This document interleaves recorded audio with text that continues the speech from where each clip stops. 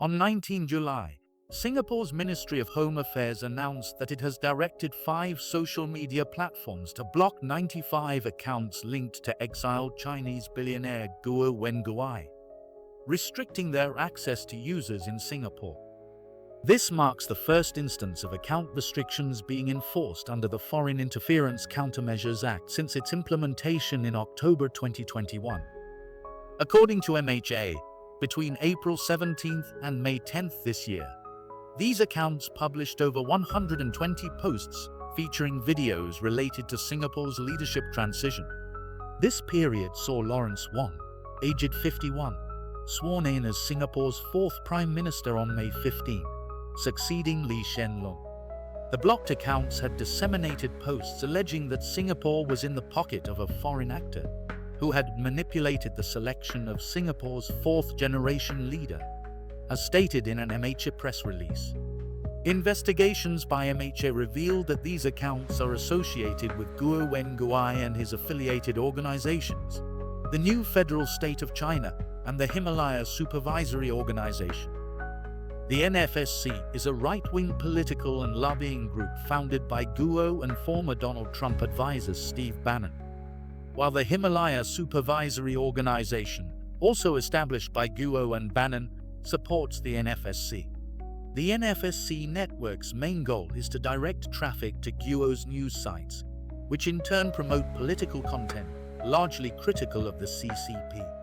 MHA also noted that 3 of the blocked accounts are associated with a Singapore chapter of the Himalaya Supervisory Organization, known as Himalaya Singapore.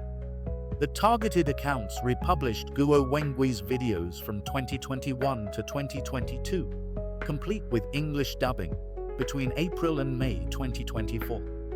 In these videos, Guo asserted that Singapore is merely something in the pocket of the CCP. Singapore will be worse than Hong Kong, and claimed that CCP has already deployed a massive force in Singapore, intending to firmly control post-Lee Kuan Yew Singapore through communist-aligned individuals.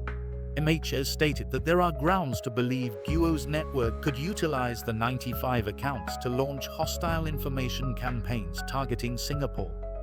So who is Guo Wengui? Originally from Shandong province, Guo began investing in property in 1993 and built a substantial property empire, particularly in Beijing. Once closely associated with members of China's political elite, he fled China in 2014 after learning that a state security official he was close to was about to be arrested. He moved to the US in 2015 and, 2 years later, garnered a large following through a series of live streaming events and media interviews, where he portrayed himself as an insider, revealing scandals, some allegedly fabricated, about senior Chinese officials and elite businessmen. He is also wanted in China for alleged corruption, bribery and rape charges, which he denies. In 2017, Interpol issued a red notice for Guo. In 2020, Guo and Steve Bannon launched the New Federal State of China, a right-wing movement to overthrow China's Communist Party. In a dramatic stunt, Guo chartered a fleet of propeller planes to fly banners over New York City, announcing the formation of a federal state of New China. The duo then went on a boat in New York Harbor and appeared on a live stream to criticize the CCP. Take down the CCP! Take down the CCP! Take down the CCP! Guo even accused some Chinese dissidents living outside China of being CCP agents, provoking his followers to harass them across the US and at least 5 other countries, including protests outside their homes.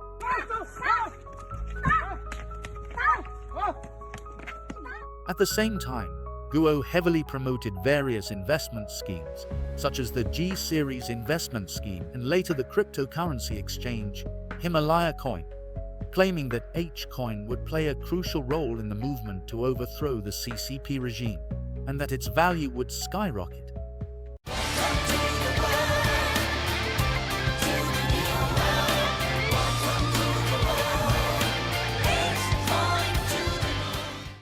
However, some followers began to doubt Guo's investment schemes, claiming that they saw no proof their investments were actually going into businesses. In 2022, Guo filed for bankruptcy in a US court, listing assets between $50,001 and $100,000, and liabilities ranging from $100 million to $500 million. He was arrested in March 2023, with a United States attorney for the Southern District of New York accusing him of lying to his victims and promising them outsized returns if they invested in or provided money to GTV, his so-called Himalaya Farm Alliance, G Clubs, and the Himalaya Exchange.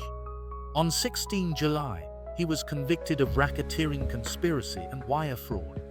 Prosecutors allege that Guo raised more than $1 billion through investment and cryptocurrency schemes from 2018 to 2023, some of which he claimed would be used to challenge China's government. They also accused him of spending the money on luxury goods, including a New Jersey mansion, a $3.5 million Ferrari red Lamborghini, and financing a $37 million luxury yacht. Thousands of Guo's online followers were victimized so that Guo could live a life of excess. Damian Williams, the U.S. attorney in Manhattan, said in a statement after the verdict. In contrast, Guo's defense lawyers argued that he was a passionate dissident who flaunted his wealth as part of his political critique of the CCP, and urged jurors not to rush to judgment as prosecutors had. Guo faces the possibility of decades in prison, with judge setting his sentencing date for 19 November. He has been jailed since his March 2023 arrest.